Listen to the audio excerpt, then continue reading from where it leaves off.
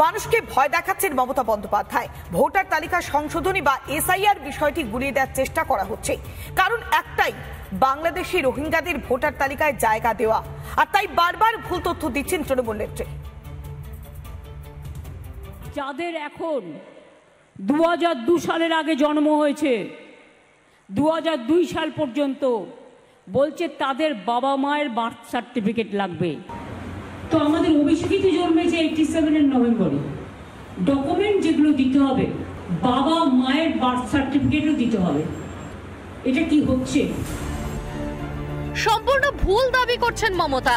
2002 সালে যারা ভোটার ছিলেন না, তাদের বাবা মার নাম তো ছিল ভোটার তালিকায়, সেই নথি যথেষ্ট। বাবা মায়ের জন্ম শংসাপত্র জমা দেওয়ার কোনো প্রয়োজন নেই। তাহলে কেন নথি জমা দিতে বলছে নির্বাচন কমিশন? সরকারি চাকরির পরিচয়পত্র, ব্যাংক ও পোস্ট অফিসের তথ্য, পাসপোর্ট, জন্ম শংসাপত্র, মাধ্যমিক, উচ্চ মাধ্যমিক ও কলেজের শংসাপত্র, ডোমিসাইল শংসাপত্র, তপশিলি শংসাপত্র, বন অধিকার শংসাপত্র, প্রশাসনের তৈরি করা পারিবারিক রেজিস্টার, জমি বা বাড়ির দলিল, এনআরসি তালিকায় নাম। নতুন ভোটারদের এই নথিগুলির মধ্যে যে কোনো একটি জমা দিলেই চলবে, তাও সকলকে নথি জমা করতে হবে না। পশ্চিমবঙ্গে শেষবার এসআইআর 2002 সালে, সেই ভোটার তালিকায় নাম থাকলে নথি দেওয়ার দরকার নেই।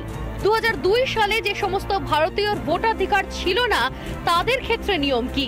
বাবা মায়ের নাম তৎকালীন ইলেকটোরাল রোলে থাকলে কোনো চিন্তা নেই, ছেলে মেয়ের নাম সংশোধনী তালিকায় উঠে যাবে। খসড়া তালিকা প্রকাশ হলে সংশোধনের সুযোগ আছে কি? নাম সংযুক্ত করার বা বাদ দেওয়ার সুযোগ মিলবে। খসড়া তালিকা প্রকাশের পর 1 মাস হাতে সময় পাওয়া যাবে। তাহলে কেন ভয় দেখাচ্ছেন মাননীয়া?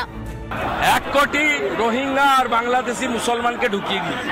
উনি আধা ব্যাপারে জাহাজের খবর না রাখলে মাধ্যমিকের মার্কশিট নেই নাকি? ওটা ইলেকশন কমিশনকে বুঝতে হবে। এসআইআর নতুন নয়, 2002 হয়েছে।